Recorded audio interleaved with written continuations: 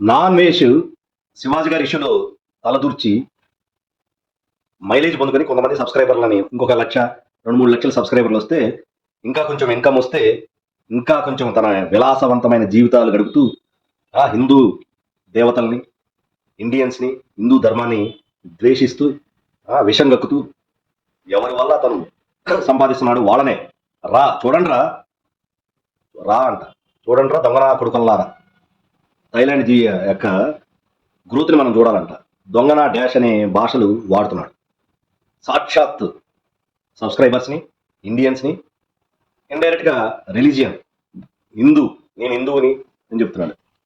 నువ్వు హిందువు అయితే హిందూ దేవతామూర్తులని అలా మాట్లాడు. సో ఇతను తెలిసినంత ఎవరు తెలియదంట. పురాణాలు మహాభారత రామాయణాలు చదవబోతున్నాడంట. సో ఒక ఛాలెంజ్ ఇసిరాడు, డిబేట్ పెడితే అంట పురాణాలు ఈ పోటుగాడికి తెలిసినంత ఎవరు తెలియదంట, నాకు తెలిసినంత పురాణాలు ఎవరికి తెలియదు. సో డిబేట్ పెట్టండి, నేను నాతో పోటీ, నాతో ఎవరు సరిలేరు, నాతో ఎవరు సరి జానరు పురాణాల్లో ఇతనుకున్న జ్ఞానానికంట ఎవరు సరిలేరంట.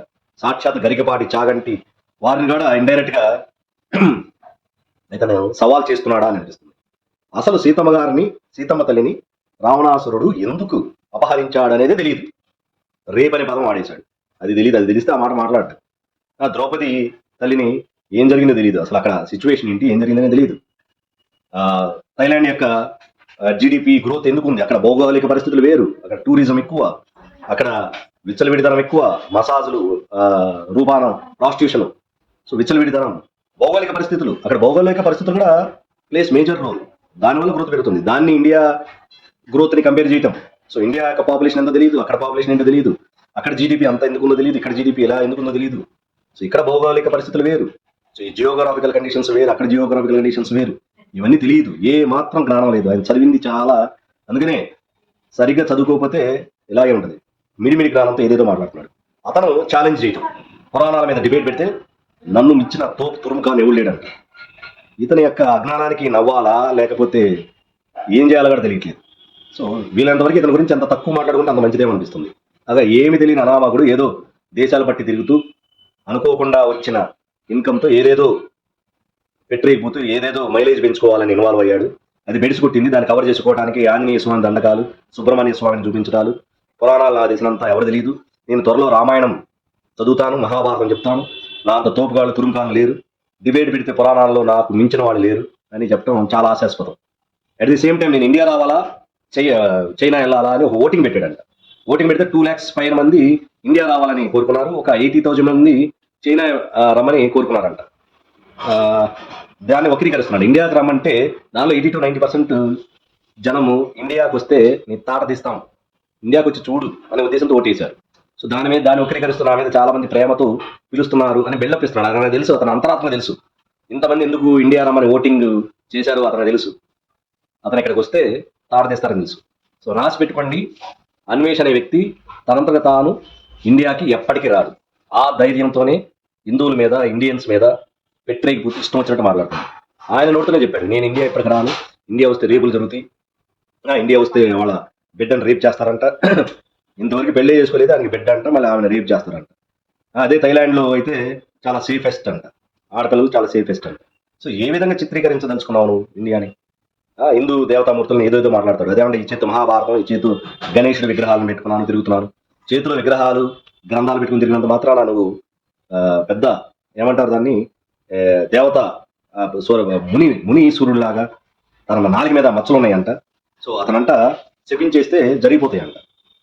ఇన్ని తప్పుడు మాటలు మాట్లాడుతూ ఇష్టం వచ్చినట్టు పుచ్చకాయలు కేరళలో చూపించేసి స్త్రీ జాతి కూడా అసహించుకునేటట్టు మాట్లాడి ఇన్ని లకార భాషలు, దొంగనా డాషులు, ఆ కాయలు ఈ కాయలు అని ఇష్టం వచ్చినట్టు మాట్లాడేసి పిచ్చిగా దేవతామూర్తులని ఇష్టం వచ్చినట్టు మాట్లాడి, నేను తప్పు మాట్లాడి ఉంటే 2026లో రక్తం కక్కుని చచ్చిపోతాను, లేదంటే 2026లో నన్ను తిట్టిన వాళ్ళని, నన్ను అవమానించిన వాళ్ళంట దరిద్రంతో అంట మంచాన పడితేనంట ఈ మునీశ్వరుడు గుర్తుకొస్తాడంట అందరికి. అరే అంత పెద్ద మునీశ్వరుణ్ణి, అంత తపస్విని మనం తిట్టాము, అపార్థం చేసుకున్నాము, అందుకనే మనకి ఈ దరిద్రాలు వచ్చినాయని ఇండియాలో ఉన్న ఇండియన్స్, హిందువులు బాధపడతారంట. సో ఆయన చెప్పడం, ఆయన ఏదంటే నాలుగు మీద మచ్చ ఉందంట. సో అతని యొక్క జ్ఞానం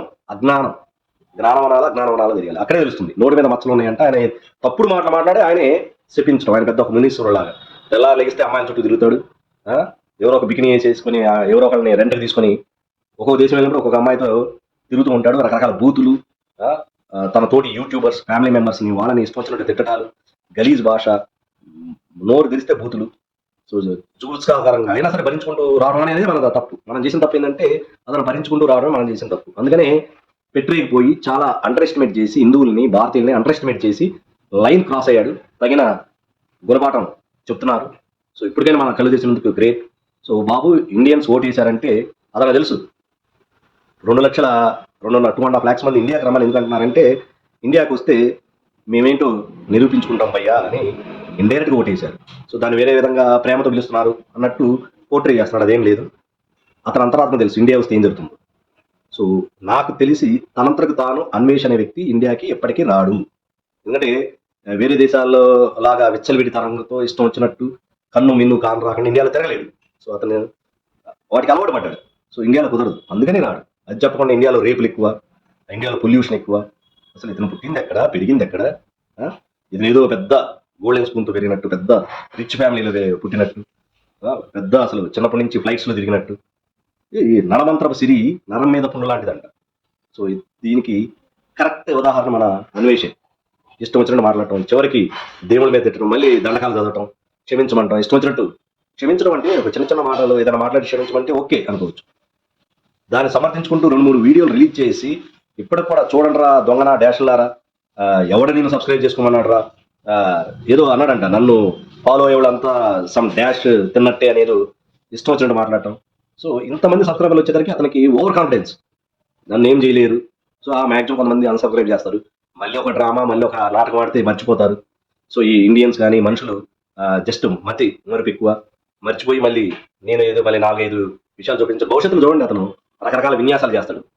అతను జరిగిన నష్టం తెలుసు, జరుగుతున్న నష్టం, జరగబోయే నష్టం తెలుసు. వాడిని కవర్ చేసుకోవడానికి ఇప్పుడే స్టార్ట్ చేశాడు. ఆంజనేయ దండకాలు చదవటం. సో నన్ను క్షమించరంట, వేరే వాళ్ళు క్షమించకపోయినా పర్వాలేదు, ఆంజనేయ స్వామి క్షమిస్తే చాలు అంట. ఏం కవరింగ్ అండి, అందరు గమనిస్తున్నారు.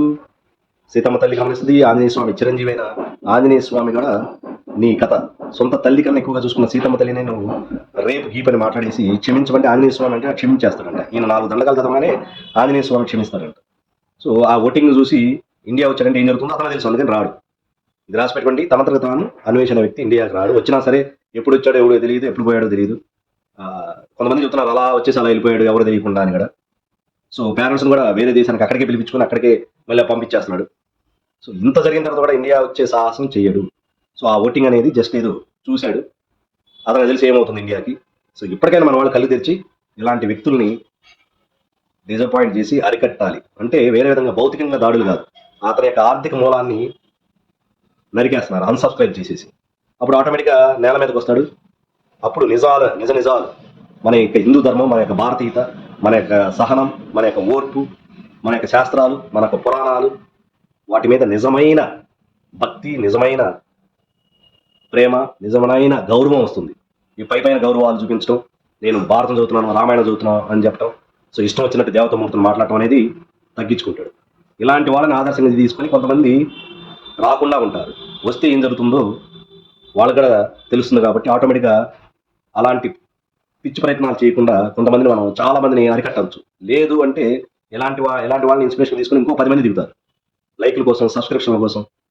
సో ఇప్పటికైనా మన వాళ్ళు కళ్ళు తెరిచి ఇతనికి గుణపాఠం చెప్తున్న వాళ్ళందరికీ మరొకసారి హ్యాట్స్ ఆఫ్ చెప్తూ నా ఈ ఎనాలిసిస్ మీద మీ యొక్క కమెంట్స్ చెప్పండి. అలాగే ఇలాంటి వీడియోని షేర్ చేసి నలుగురికి ఇలాంటి వ్యక్తులను ఎంటర్టైన్ చేయకుండా చూడండి.